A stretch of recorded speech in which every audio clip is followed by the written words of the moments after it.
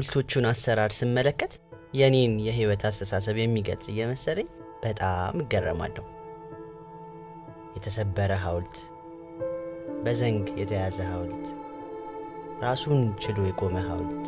ይኸው ዓለም አቀፍ የሽልማት መድረክ ኢትዮጵያዊውን ይዘት በዚህ ስራ ተዋውቋል። በሚኪያስ ሙሉጌታ የተሰራው ዘ ስታቹ ኦፍ ሰክሰስ አጭር ፊልም ተሰጥኦና ጥረት ሲዳመሩ በፈተና ውስጥም ስኬትን ማስከተል እንደሚቻል አስረድቷል። ፊልሙ በመድረኩ ተሸላሚ እንዲሆንም ትልቅ ድጋፍ ያደረገው ህዝባዊ ተሳትፎ አስደናቂ እንደነበር የፊልም ስራው ባለቤት ያስታውሳል። 2012 ላይ ጥሩ ንቅናቄ ነበር። የምረጡኝ ቅስቀሳ ነበረ፣ ብዙ ሰው ተሳትፎበት ነበረ እና በፒፕል ቾይስ ወይም በሞስት ኦንላይን ቮት አዋርዱን ወስዶት ነበረ እና ከዛን ጊዜ ጀምሮ የፎከስ ኦን አቢሊቲ ፊልም ፌስቲቫል ዓለም ላይ ብዙ መዳረሻዎች አሉት። ለምሳሌ አሜሪካ አለ፣ የፎከስ ኦን አቢሊቲ አውስትራሊያ አለ፣ ራሱ የሲድኒ ዋናው ሄድኳርተር ማለት ነው።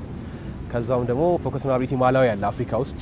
አሁን አራተኛ መዳረሻው ፎከስ ኦን አቢሊቲ ኢትዮጵያ ነው። የኢትዮጵያ የፊልም ኢንዱስትሪ የአካል ጉዳት ላለባቸው ገጸ ባህሪያት ቦታ የመስጠቱ ነገር በጣም አጠያያቂ ነው። የፊልም ባለሙያው ሚኪያስ ሙሉጌታ እንደሚለው ይህን የትኩረት ማነስ ታሳቢ በማድረግ በኢትዮጵያ በፈጠራ ስራዎች የአካል ጉዳተኞችን ተሳትፎ ለማሳደግ በማሰብ ፎከስ ኦን አቢሊቲ እዚህም ስራ እንዲጀምር ማድረግ ተችሏል። እናም ከሀገር ቤት በዚህ ዓመት 28 አጫጭርና 5 ዘጋቢ ፊልሞችን በዓለም አቀፉ መድረክ ለውድድሩ እጩ ተደርገዋል። አንድ ፊልም ሜከር በ5 ደቂቃ ውስጥ ስለ አካል ጉዳት ያለውን ስቶሪ ወይም ሊያጋጥማቸው የሚችለውን እንቅፋት ወይም አንድ ስቶሪ ክሬት አድርገው ቆንጆ ፊልም መስራት የሚጠበቅባቸው ዘን እነዛ ፊልሞች 33ቱም ከዚህ በፊት የተሰሩና አሁን ላይ የተሰሩ ፊልሞች ናቸው። አንድ ላይ ድብልቅ ናቸው።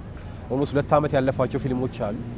ግን ምን የትኛውም አይነት ፌስቲቫል ተወዳድረው ማያውቁ ፊልሞች ናቸው። አሁን ለመጀመሪያ ጊዜ ወደዚህ ፌስቲቫል የገቡ